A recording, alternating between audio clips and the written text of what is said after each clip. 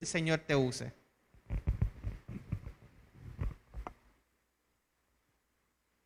Gracias al pastor O'Neill por esas palabras. Ya casi estoy finalizando esta travesía del doctorado. No es fácil, pero ahí vamos. Le damos una cordial bienvenida a cada uno de los que están aquí presentes en la iglesia y sobre todo a estas personas que nos están sintonizando a través de las redes sociales. En esta mañana vamos a estar hablando acerca de la salud mental. Y yo ayer estaba comentando en la sociedad de jóvenes que la salud mental es algo que como que se había quedado atrás. Mayormente, ¿qué se promocionaba? La salud física y la salud espiritual. Eso a lo largo, ¿verdad?, de la vida es lo que se ha estudiado. Sin embargo, en los últimos años se ha promocionado esto porque se han dado cuenta que por los eventos que estamos viviendo, eventos muy significativos, la salud mental, entonces es importante en nosotros los seres humanos. Así que el tema de esta mañana voy a estar entrelazando, discúlpeme. Okay. Quitarme entonces aquí la mascarilla, donde la puedo poner por aquí. Así que en esta mañana voy a estar entrelazando lo que son aspectos de la Biblia, cómo la Biblia habla acerca de las emociones y qué dice la ciencia, la psicología acerca de las emociones. Cuando vamos a la palabra de Dios, ¿Dios es un Dios de emociones? ¿Qué ustedes piensan? En la Biblia hace en muchas ocasiones referencia a que Dios es un Dios de emociones. En ocasiones cuando buscamos específicamente en el Viejo Testamento, la Biblia dice que Dios mencionó ira, ¿verdad? Tuvo, ¿verdad?, ese coraje con ese pueblo hebreo. Igualmente, indica, ¿verdad?, la Biblia que Dios hasta se disgustó en un momento de haber creado al hombre. Ok, está bien. Vamos a hacer este cambio. Es que yo soy muy grande y entonces no me veo muy bien. Ese es el problema de nosotros los pequeñitos. Pero ahí vamos. Hay un dicho que dice perfume, bueno, frasco pequeño, pues algo así. Ahora sí, ahora sí. Ok, continuamos con las emociones. Así que cuando Dios creó al ser humano, dice la palabra que lo creó como a imagen y semejanza de Dios fuimos creados. Así que cuando vamos a la Biblia, como le mencioné, Dios refleja que emociones de amor, emoción de tristeza, emoción de disgusto, emoción de coraje, incluso yo me atrevería a decir que cuando Dios creó al hombre en ese momento, menciona la Biblia que todo era perfecto. Y luego, ¿qué pasó cuando el hombre pecó? ¿Qué dice la Biblia? Que sintió miedo. ¿Y qué sucede con el miedo? El miedo es una emoción que nos ayuda en ocasiones ¿a qué?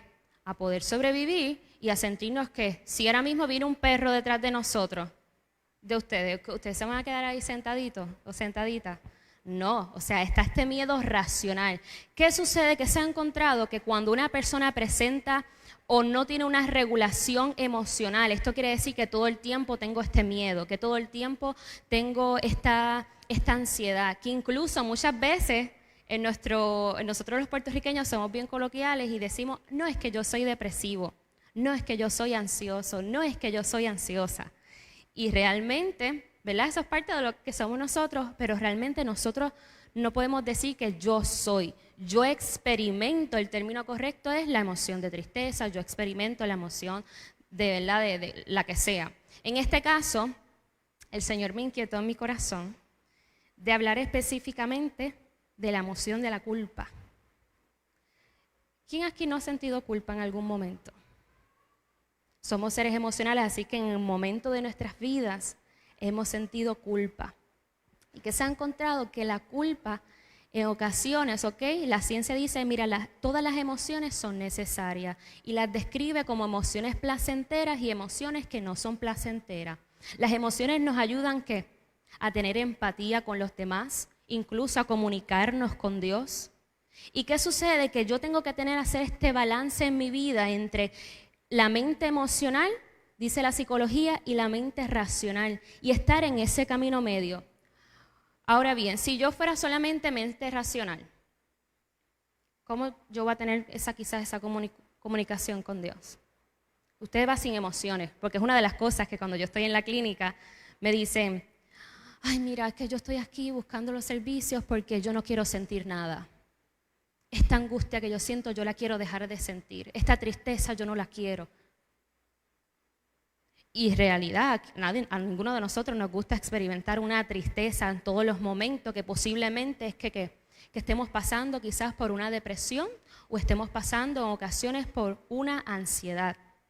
Para yo poder diagnosticar a una persona con estos trastornos, tiene que haber unos criterios y un tiempo en específico. No voy a entrar en detalles con eso, pero sí mi foco de atención es que si usted puede identificar que quizás una persona esté aislada, usted la pueda ver triste, usted la vea diferente, con esa mirada de angustia la mayor parte del tiempo, que ha bajado, que ha subido de peso, usted se le puede acercar y le puede recomendar que busque ayuda psicológica, profesional, o incluso que quizás muchas veces las personas lo que necesitan es ser escuchados porque no tienen a nadie que los escuche.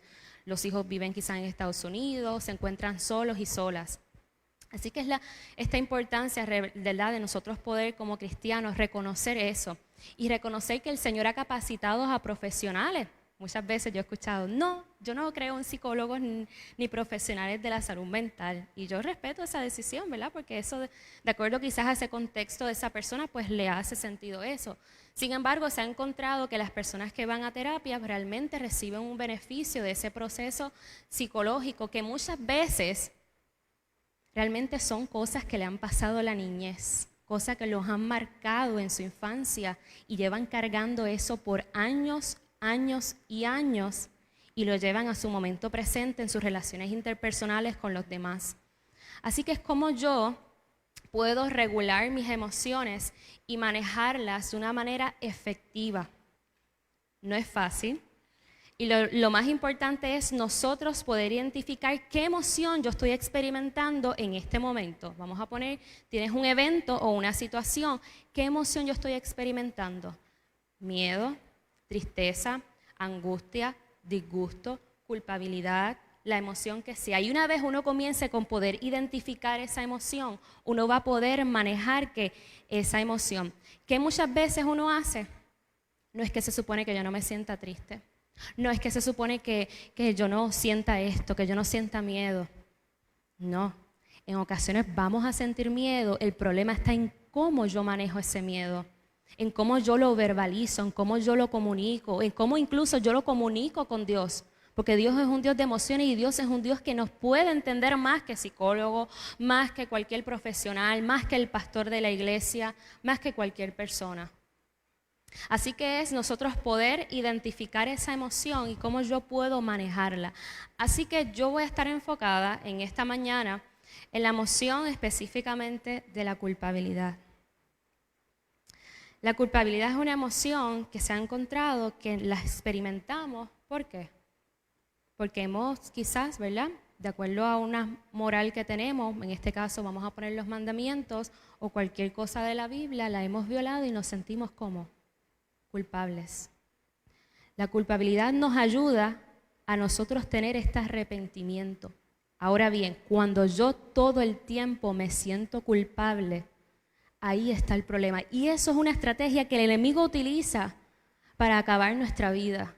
La culpabilidad, yo la siento, la experimento y yo voy a donde Dios y tengo, ¿verdad?, esta introspección de que, mira, realmente hice esto mal.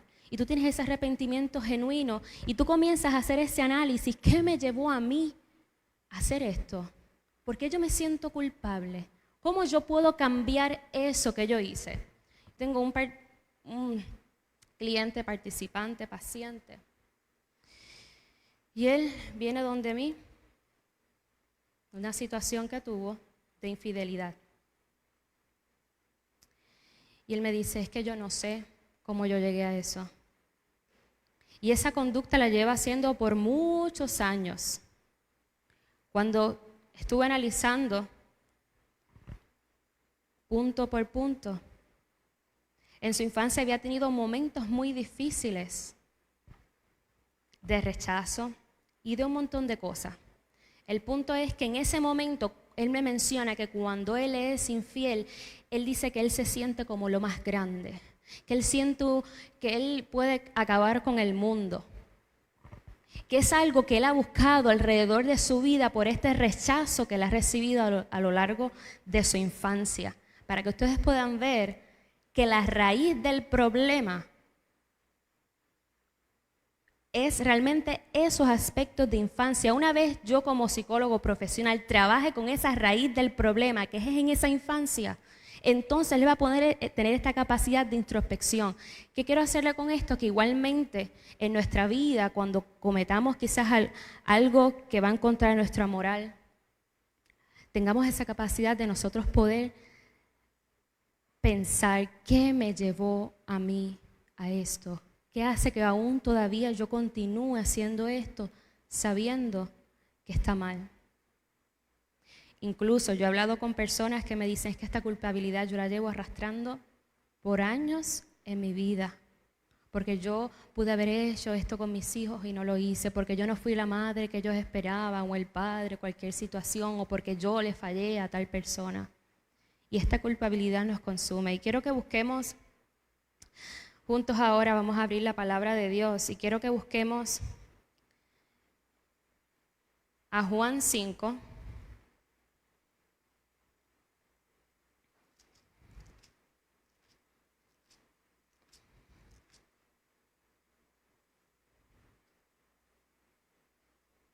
Juan 5, 5. Y ahí tenemos el paralítico de Betesda.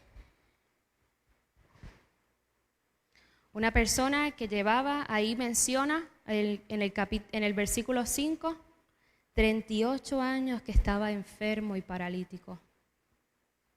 Pero más que quizás una enfermedad física que él tuviera, él tenía una necesidad en su corazón y una culpabilidad que llevaba arrastrando quizás 30 y pico de años, 38 años, no sabemos. Una culpabilidad que quizás él se miraba a sí mismo y se menospreciaba. Una culpabilidad que probablemente quizás hasta lo aleje de Dios. Porque cuando la culpabilidad es tan severa en nosotros no nos sentimos dignos de ir a la presencia de Dios y decimos, es que Dios no me va a querer, es que Dios no me va a recibir, es que Dios no me va a aceptar porque le he fallado una y otra vez y he intentado, Gabriela, pero no puedo salir de eso. Se me hace muy difícil. Y quizás este paralítico se encontraba en esta condición, con un dolor en su alma, una angustia severa que no se perdonaba. Y dice en el versículo 5, se encontraba allí un hombre que hacía 38 años que estaba enfermo. Cuando Jesús lo vio acostado y sabiendo que hacía mucho tiempo que estaba así, le preguntó, ¿quieres ser sano? Y él respondió, Señor, respondió el enfermo, no tengo quien me introduzca en el estanque cuando se agita el agua, porque entre tanto que voy, otro desciende antes que yo. Esto a mí me impresionó mucho, porque muchas veces vamos delante de la presencia de Dios y decimos, es que no puedo, es que no tengo, es que ¿cómo puedo cambiar?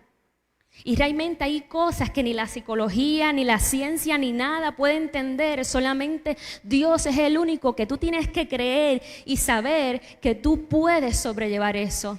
Y esos sentimientos que tú llevas quizás cargando de culpabilidad, con ayuda psicológica y con ayuda del Todopoderoso que lo puede cambiar, tú puedes salir de eso. ¿Y qué dice ahí? El Señor le está preguntando, ¿tú quieres que yo te sane? Y muchas veces el Señor nos hace esta pregunta, ¿quieres ser sano? ¿Quieres que tu hijo sea sano? ¿Quieres que tu casa sea salva? ¿Quieres recibir de mí? Y nosotros comenzamos, es que mi hijo no puede cambiar. Es que quizás esta situación es tan grande. Es que quizás no tengo las estrategias, es que yo siempre a lo largo de mi vida. Y voy a seguir leyendo el versículo 8 y dice, Jesús le dijo, levántate, toma tu lecho y anda. En el acto ese hombre quedó sano, tomó su camilla y se fue, y aquel día era sábado. Y aún así, cuando él va con esos sentimientos, con ese sentimiento de derrota, el Señor transforma su vida. Y aunque ustedes no lo crean, cuando uno habla con el Señor y uno abre el corazón de Dios, el Espíritu Santo comienza a trabajar en nuestras vidas y nos comienza a dar luz.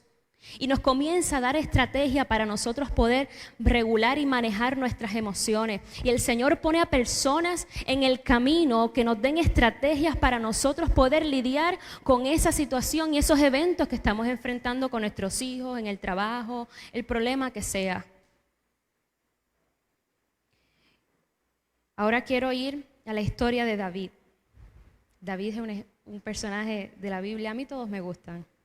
Pero David es un personaje para mí especial. A mi tía Wanda le gusta mucho David.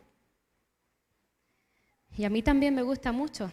Cuando yo analizo la historia de David, podemos sacar muchos eventos significativos que tuvo David. Muchos eventos donde David sintió y experimentó muchas emociones. La Biblia hace referencia cuando vamos al libro de Patriarcas y Profetas. David fue rechazado por su papá, por sus hermanos. Era el diferente, él era raro, no encajaba quizás con los estereotipos de ese contexto, de esa época, porque en ese tiempo, en ese contexto, ¿qué se tomaba en consideración? Los hombres guerreros, que fueran valientes, grandes, fuertes. Y él no tenía ninguna de esas cualidades. No cumplía con esos estereotipos de ese tiempo. Y aún David, marginado, el Señor tenía un plan especial para él.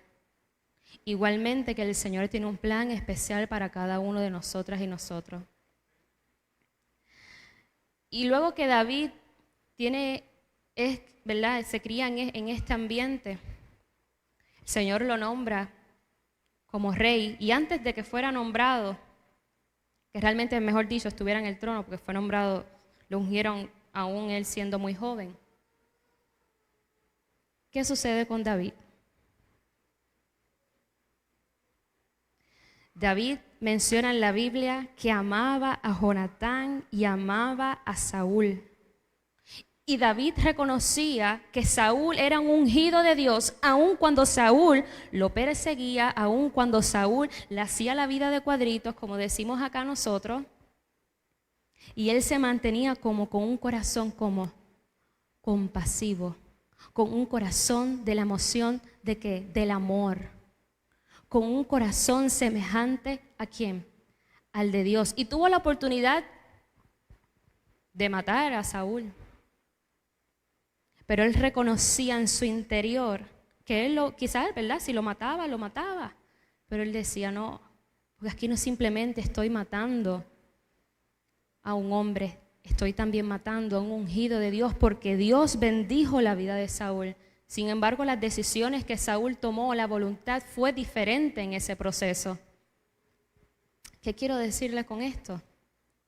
Que vemos en la historia a un David donde sintió miedo, que tuvo que esconderse en cuevas porque era perseguido por Saúl.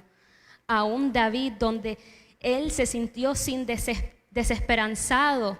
Cuando vamos a los salmos, dice que llevaba días sin comer, encorvado, angustiado, en llanto. Eso no es una depresión.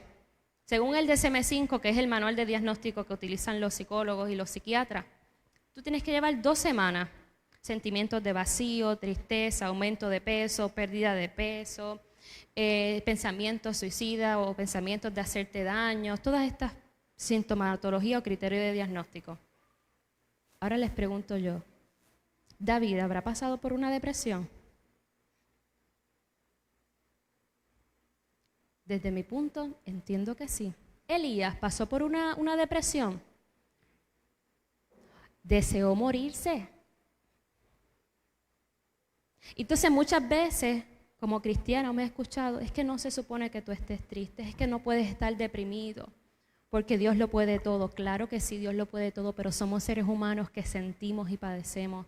Somos seres que la vida nos golpea, como dice la palabra de Dios. Tenemos un león rugiente que nos busca cómo devorarnos, que nos busca sentirnos con unos sentimientos terribles, que no sepamos nosotros manejar estas emociones.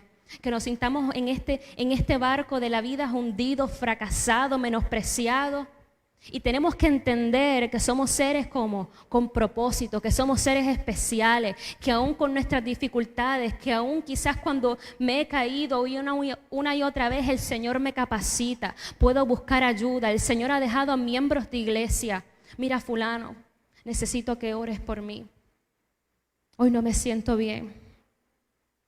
O llamar a los hermanos, he notado que no has ido a la iglesia, ¿qué ha pasado? ¿Cómo te sientes? ¿Cómo estás? Pero muchas veces nos enfocamos en qué? Quizás más en lo exterior que en lo interior, y caemos en este vicio de poder juzgar de quién es mejor. Y eso es realmente lo que quiere el enemigo, que no haya unidad. Y nos sintamos terriblemente mal. Así que cuando vamos a la historia de David, en ese momento David básicamente tiene una depresión, tiene esta pérdida de este ser querido para él, como lo fue Jonatán y lo fue Saúl. Y está en ese duelo de dificultad. Y no hay palabras para la pérdida de un ser querido. No hay palabras. Es un proceso donde tú sientes coraje. Es un proceso donde tú sientes mucha frustración. Es un proceso donde tú te sientes vacío. Es un proceso de desesperanza a veces ante la pérdida de ese ser querido, que tú dices, pero ¿cómo es posible, Señor? Y empezamos a cuestionarle a Dios. Y la gente que me dice, pero es que las emociones no me hacen sentido, pues sí, en ese momento es necesario que tú tengas esas emociones. No es necesario que a veces nos enfoquemos en cuestionar, en que nuestra conducta quizás no es la adecuada, pero sí en nosotros y nosotras poder experimentar esas emociones, porque es parte de ese proceso tuyo doloroso de duelo. Y de que tú tengas ese proceso tuyo de sufrimiento en la vida te ayuda a tener empatía con el prójimo, a que quizás aquel hermano que perdió o pasó por el mismo proceso tuyo, tú tengas las palabras porque tú estuviste en ese lugar. Por eso la Biblia hace tanta referencia de que Cristo nos puede entender, porque estuvo en este mundo, tuvo que entregarse a sí mismo, cargó nuestras culpas, nuestra tristeza, nuestras iniquidades, todo lo cargó y Él nos entiende y Él se simpatiza con nosotros. Por eso cuando nosotros vamos a su presencia, Él no te dice, bueno, tú te lo buscaste, eso es tu problema. Y muchas veces los padres le hacen eso a los hijos, yo lo he escuchado, que ya estoy cansada y por eso le dije eso. Y es válido que a veces los padres, yo no soy madre, tengo una sobrina, a veces uno se siente agotado, no tenemos que estar perfectos. Sin embargo, Jesús nos recibe siempre así como estemos. Imagínense a David en esa desesperanza, en esa depresión donde él se encontraba por esa pérdida. Sus emociones yo diría que estaban a flor de pie en ese momento, y usted puede buscar en los salmos, hay un montón de salmos donde él estaba con esa desesperanza. Tristemente me dicen, pero ¿por qué en este mundo ahí está la depresión? ¿Por qué tenemos que sentir esto? Y la diferencia de las personas que somos cristianas, practicantes, y las personas que no practican, que son ateos, gnósticos, es que esa esperanza se pierde. Y nosotros como cristianos y cristianas tenemos esa esperanza, como decía O'Neill, el pastor, tenemos esa esperanza de que vamos a llegar a un lugar perfecto donde no habrá llanto y donde no habrá dolor. En este momento de vida que estamos tú y yo, nos toca luchar. Y quizás tú me digas, Gabriela, es que llevo años luchando. Claro que sí, y yo también he luchado. Y hemos perdido batalla y hemos ganado otra. Y muchas veces nuestro foco de atención no es en esa lucha, sino en las soluciones y cómo estamos luchando. Quizás ese es el punto clave. Probablemente el problema aquí no eres tú, sino en cómo lo estás haciendo. Porque muchas veces me dicen, no, es que yo soy el problema. En terapia de familia, no, es que el problema soy yo. No, es que el problema es mi hijo. No, es que el problema es mi esposo. No se trata de quién es el problema, se trata de las soluciones que podamos buscarle para ese problema. Se trata en cómo nosotros podemos resolver ese problema. No se trata de quién es el problema. Y muchas veces, ¿qué hacemos? Como la papa caliente, como yo digo, no, es que el problema es del otro, y no, es que estamos así, pasando el problema. Cuando en realidad, yo digo, esta capacidad mía de introspección, por eso digo, cuando uno va a un psicólogo, busca ayuda profesional, realmente ese proceso es de beneficio, porque tú te estudias a ti mismo. En este mundo donde estamos, en los afanes de la vida, del trabajo, es difícil. Todos estos cambios de huracán María, como yo mencionaba ayer, terremotos, COVID. Mira, a veces nos sentimos agobiados y no sabemos ni por qué estamos agobiados. Nos sentimos desanimados. Así que en ese proceso, cuando tú estás hablando con ese profesional de la salud o a veces en ocasiones con los pastores, tú te sientes que tú te estás sacando eso y tú comienzas, mientras tú estás expresando eso, tú estás haciendo un análisis de las cosas que tú haces, de cómo tú lo puedes mejorar, de posibles soluciones. Y eso es un proceso de autocrecimiento, eso es un proceso que te ayuda a ti incluso a tener una relación con Dios más sólida. Por eso cuando uno ora, es ese diálogo con Dios. Es básicamente lo mismo. Obviamente, jamás se compara un psicólogo con lo que es la presencia de Dios. Jamás. No estoy menospreciando aquí a nosotros los profesionales de la salud, sino que este complemento de lo que es un profesional de la salud y yo también poder buscar esta ayuda psicológica me ayuda a mí a tener un avance más rápido. Porque te está guiando en este proceso. Igualmente la presencia de Dios te va capacitando para eso. Y muchas veces me dices, es que yo he ido a psicólogos y no me gustan, o es que yo he ido y de verdad que hablar con alguien extraño, y yo sé que no es fácil el proceso. Y si no le gustó ese psicólogo, pues busque otro. Ayer me llamó y me decía, es que los psicólogos, que decía el doctor Gamaliel, son como los zapatos para las mujeres. Te lo mide, si no te gusta, pues te mide el otro. Si no te lo mide, si no te gusta. Y así es en realidad el proceso de terapia. Hay veces que yo tengo clientes, pacientes, y más o menos uno sabe, tú dices, quizás no vuelva. Pues mira, quizás porque no sé, hay algo en mí que quizás pues no soy la adecuada para atender eso. Usted ore y pídale al Señor, Señor, en este momento, en esta situación que estoy viviendo, necesito y reconozco que tengo que buscar ayuda psicológica. Dame la fortaleza para yo poder hacerlo. Ponme el psicólogo, psicóloga, profesional de la salud que me pueda ayudar en este momento de mi vida porque realmente me estoy hundiendo. Y junto con la ayuda psicológica y la ayuda espiritual es grande. Así que siguiendo la vida de David, que nos quedamos en este duelo que tuvo él, que David fue un hombre conforme al corazón de Dios. David en un momento no fue a la guerra, dice la palabra de Dios que se quedó en donde, en el palacio, observando, mirando y vio a aquella mujer espectacular y los ojitos le llamó la atención. Y David comienza a mirar a esta mujer que era casada y se le hizo a David difícil sacarse a esta mujer de la cabeza. Esta mujer fue, no sé, amor a primera vista para David. Y David planificó. Y David, no sé si esto es una palabra, vamos a decir, nosotros los jóvenes la utilizamos, maquinó. Y planificó. ¿Cómo iba a matar a este hombre? Porque ella era casada. Para él, pues, quedarse con ella. Y en ese momento que David planifica, la palabra de Dios es clara y David no se arrepiente ¿hasta cuándo? casi, si no me equivoco, pasó un año para que él se arrepintiera de eso, hasta que el profeta Natán, él se da cuenta. Cuando el profeta Natán le da este ejemplo de este hombre rico, le hace esta metáfora, y él dice, bueno, pues vamos entonces a hacer esto. Y el profeta le dice, ese que tú vas a hacer eso, ese te representa a ti. Y ahí está el famoso Salmo 51, donde David, en ese sentimiento de culpabilidad, reconoce que ha pecado contra Dios. Y ese sentimiento de culpabilidad que David tenía en ese momento lo ayudó a humillarse ante Dios y a reconocer que pequé, que lo hice mal. Dios me limpia, Dios me restaura.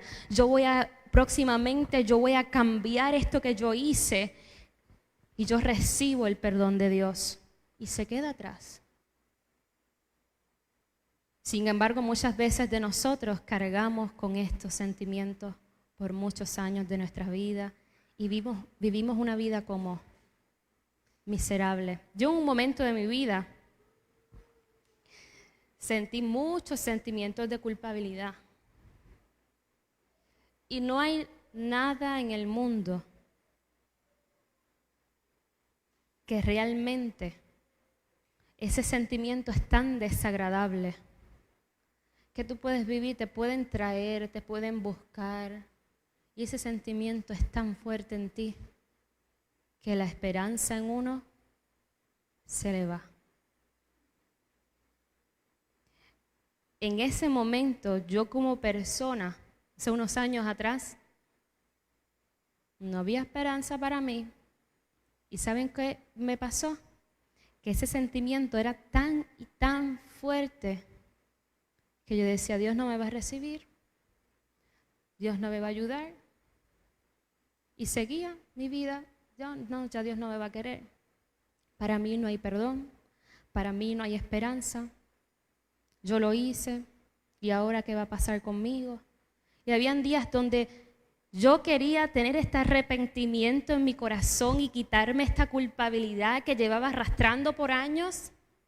Y yo decía, no puedo, es que yo merezco esto, porque yo sé que lo hice mal.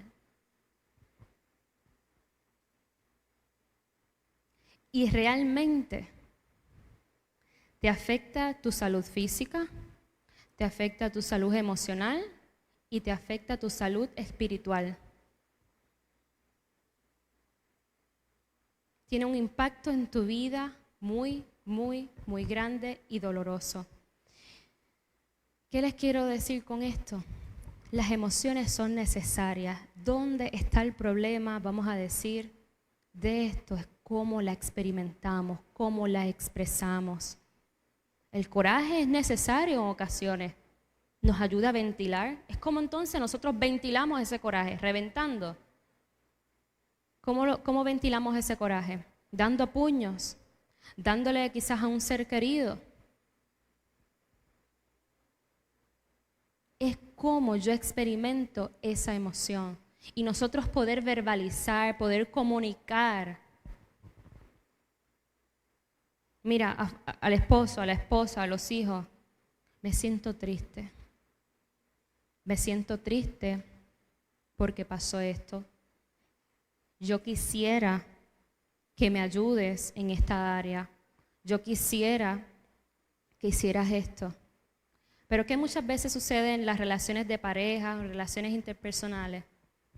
Comenzamos, no, es que a mí tú me hiciste sentir triste. Y le tiramos, como yo digo, la bombita a la otra persona. No. Yo me siento triste, o yo me siento con coraje cuando tú haces esto, cuando tú me tiras la puerta.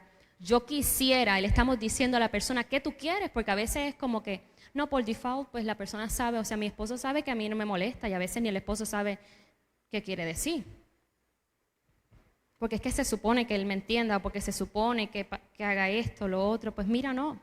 Necesitamos comunicarnos con nuestros seres queridos desde un punto, como yo digo, quitarnos este gorro del yo, el yo, el yo, y el tú, el tú, el tú, y realmente hablar de una perspectiva de cómo me siento, qué necesito y qué yo quisiera y buscar una solución, vamos a buscar un término medio sobre esto. Yo digo que cuando uno le da opciones a la persona, pues es como que más sencillo. No es lo mismo que, mira, ¿me puedes acompañar? Vamos a ver a tal sitio. No, no te voy a acompañar. Pero ¿por qué no me puedes acompañar? Porque estoy haciendo algo para un examen. Vamos a poner que te sale ejemplo. Y ya la persona, tú nunca me puedes acompañar, mira esto, pasa lo otro, pues mira, no. Vamos a darle opciones. En estos momentos no te puedo acompañar porque tengo que enviar este examen. Si tú me das hasta las 3 de la tarde, yo te puedo acompañar. Le estás dando una opción, ya la persona va más relajada. O mira, yo no te puedo acompañar, pero mami, que ahora mismo está libre, llámala y quizás ella te pueda acompañar. Y esto nos ayuda a nosotros y nosotras a estar más relajados. Pero muchas veces, no, porque tú, y comenzamos esta discusión, ¿y quién puede más? Esto se da mucho en los matrimonios, en la familia. Y ese realmente no es el plan de Dios para nuestras vidas. Así que en esta mañana, con esto de las emociones, de la ansiedad, que esta ansiedad es básicamente, ¿qué nos dice la ciencia de la ansiedad? Mayormente la ansiedad, la emoción que está ahí una y otra vez, una y otra vez, y una y otra vez es el ¿qué? Es el miedo. Que en la Biblia hay grandes y mujeres como Jonás, que Dios lo llamó para que fuera a Nínive, él dijo que no porque lo podían matar, él llegó a sus conclusiones. Sintió un miedo, y este miedo constante y real, podemos decir, porque hay miedos que son reales y otros irreales. Que ahí viene la catastrofización, porque está el miedo real de que nos puede dar COVID. Es típico que sintamos miedo, nuestra vida está en peligro. Eso es algo típico. ¿Y eso nos va a ayudar a qué? A protegernos, a guardar distancia. Pero ya cuando yo vivo una vida constante de miedo, ahí está la patología, dice la ciencia. Ahí está el problema. Y esta ansiedad viene mayormente, dice la ciencia, porque nos anticipamos a eventos futuros. Quizás cosas que puedan pasar y cosas que no puedan pasar. Por eso nuestro foco de atención es que yo puedo controlar. Hay cosas que yo puedo controlar como individuo y hay cosas que yo no puedo controlar.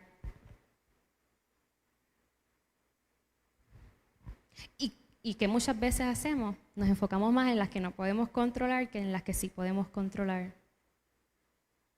Así que mi invitación en esta mañana es que si conoces a alguien que quizás esté pasando por una dificultad, por una situación difícil, que tú sepas que quizás para esa persona no hay esperanza, porque tiene muchos sentimientos de culpabilidad, porque quizás esté pasando por una depresión, quizás esté pasando por ansiedad y depresión, porque los dos se pueden dar al mismo tiempo. O quizás esa persona no es otra persona, eres tú.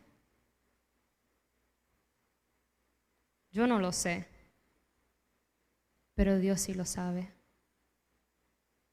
Y Dios quiere ayudarte en tu proceso. Y Dios quiere fortalecerte. Y Dios quiere traerte esperanza. Y Dios quiere que tú quites esa carga que tú quizás llevas por años, la comiences a soltar. Porque no quiere que vivamos una vida miserable. Dice en la palabra, yo he venido para que tengan vida en abundancia. Van a haber dificultades, van a haber dificultades. Y el Señor nos va a capacitar en cada una de esas dificultades y vamos a poder sobrellevar con eso. Y si nosotros no sabemos, busque ayuda. Busque ayuda. Quiero que ahí donde estés,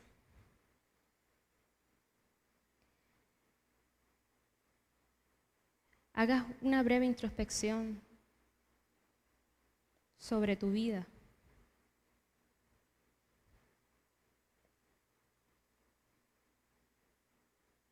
Quizás sobre eventos que te han marcado, que quizás eventos que nadie sabe que tú has enfrentado. Quizás un secreto que llevas guardando por años.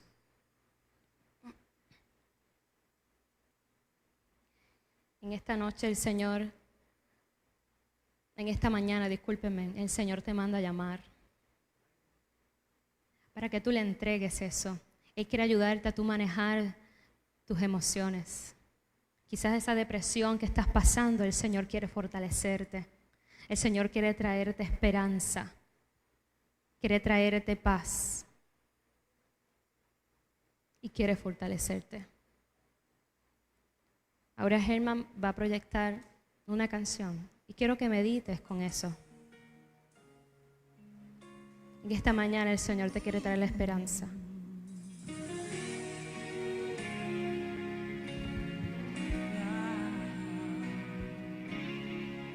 David llamó a Siba y le preguntó: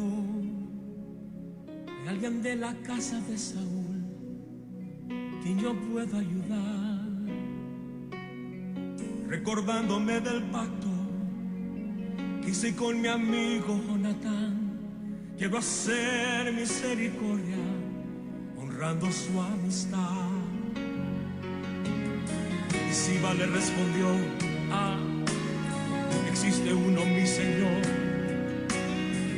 que habita en Lodebar, tierra de tristeza y dolor, donde reina la maldad,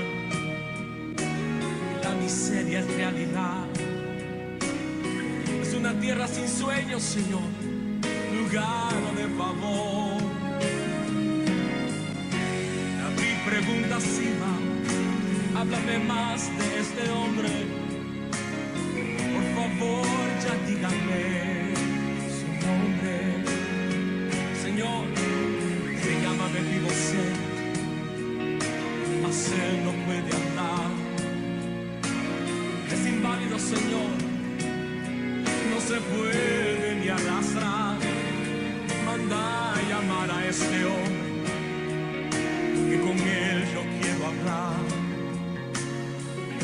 Dile a Mefiboset que el rey lo mandó a llamar.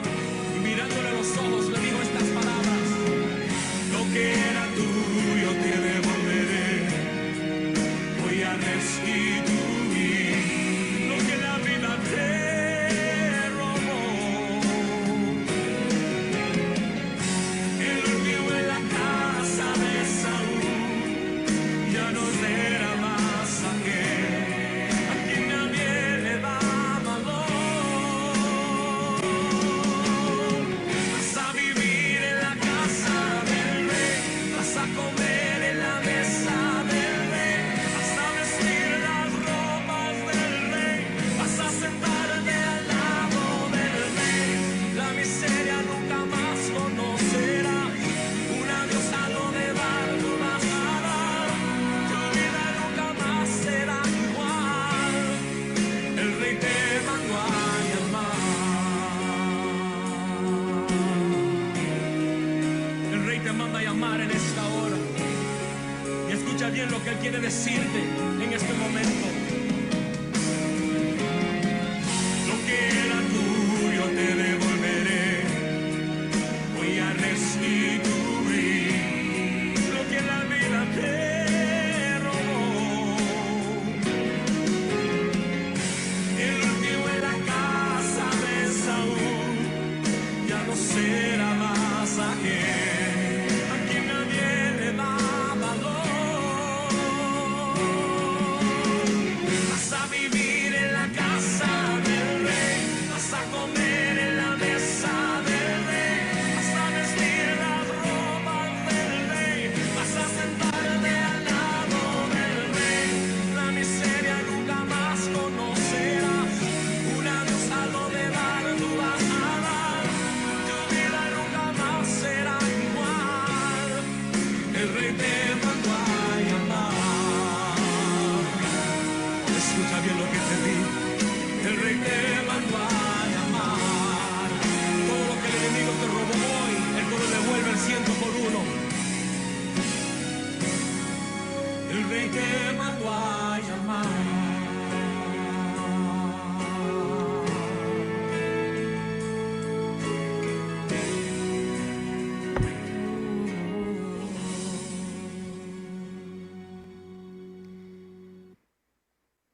Ahí donde estés, las personas que nos escuchan a través de las redes sociales, en tu casa, en tu cama, guiando en el carro, quiero orar por ti y quiero orar por cada una de las personas que estamos aquí en esta mañana.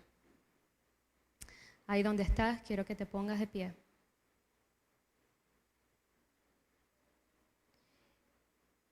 Quiero que recuerdes que el Señor está en medio de ti como poderoso gigante.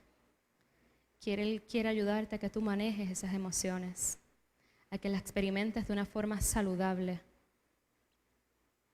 Y si estás pasando por una depresión, ansiedad, Él quiere ayudarte en tu proceso. Inclinemos el rostro. Amado Dios que estás en los cielos, santificado y glorificado sea tu nombre. Gracias, Señor, porque eres un Dios poderoso. Gracias, Señor, porque fuimos creados a imagen y semejanza de ti. Gracias, Señor, porque tú eres un Dios compasivo, de amor y misericordia. Y aún, Señor, quizás cuando seamos personas que se nos haga difícil manejar nuestras emociones por el coraje, por la ira, por la culpabilidad, por la emoción que sea. Gracias, Señor, porque tú con tu amor nos ayudas. Tú con tu amor nos capacitas, nos das estrategia y haces que tengamos un corazón valiente para buscar ayuda. Te pido, mi Dios, de una forma especial por estas personas que nos están viendo a través de las redes sociales. Que tú, mi Dios, le lleves esperanza a su hogar. Que tú, mi Dios, quizás ese matrimonio que no tiene esperanza, que ya no hay amor, que ya no saben qué van a hacer, que tú los visites en esta mañana. Que si hay un hijo que le ha faltado el respeto a sus padres, que pueda reconocer y pedir perdón. Oh Dios, cambia nuestra mente, transfórmanos a tener una mente, como dice Corintios, a tener la mente de Cristo, porque fuimos llamados, Señor, a ir a lugares celestiales. Dice la palabra que somos real sacerdocio, pueblo santo, nación escogida, y el enemigo nos quiere a veces llevar esta mente a la miseria, al fracaso. Y cuando quizás, Dios, hemos pasado por dificultades, queremos en esta mañana que tú nos levantes como tú levantaste a ese lisiado. Úngenos con tu Espíritu Santo, capacítanos y ayúdanos a tener corazones compasivos y misericordiosos con los demás y con nosotros mismos. Que este día continúe de bendición y que sobre todo podamos glorificar tu nombre y bendecirlo. Gracias porque nos escuchas. Gracias porque tú perdonas nuestros pecados y tú nos ayudas. Y si hay alguien, Señor, en esta mañana que tiene algún sentimiento de culpabilidad, que tú, mi Dios, le pueda dar la paz que necesita, la paz que sobrepasa todo entendimiento. Te lo agradecemos y lo pedimos en el nombre de Jesús. Amén y amén.